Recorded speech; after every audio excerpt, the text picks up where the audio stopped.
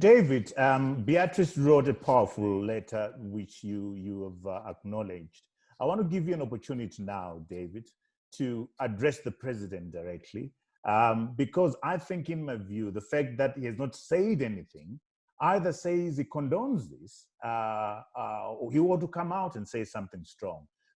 Please address yourself to the president in terms of what you want to see him do. The buck stops at the top. At the top, that cannot be escaped.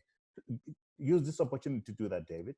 The presidency is the highest office in the land. The president is required to uphold the constitution of the country and all the laws.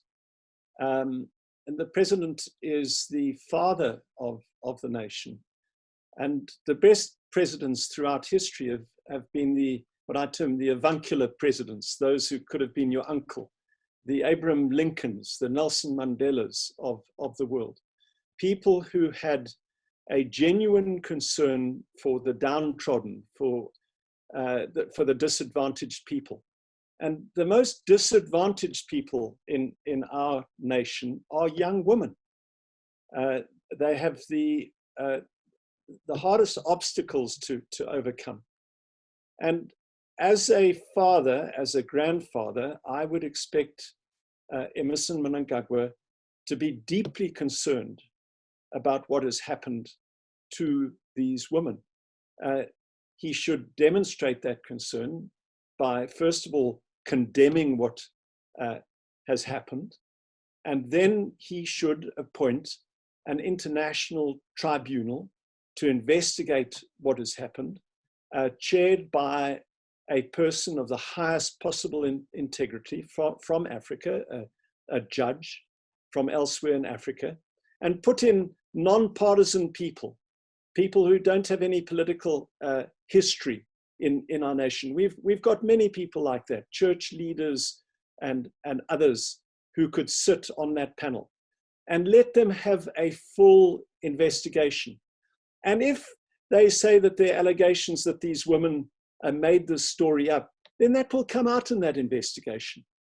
But if their stories are correct, that will also come out, and they will identify not just who did this, but where the instructions came. And then those recommendations should be implemented by government. That is what Mr. Mnangagwa needs to do, and he needs to do urgently. One final comment.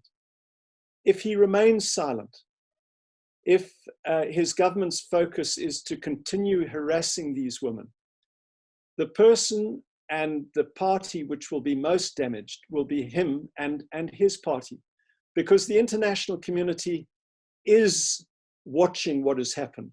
This has evoked the wrath of particularly women right across the world, but also, you know, serious people like Helen Clark and others, people who are deeply respected in the international community.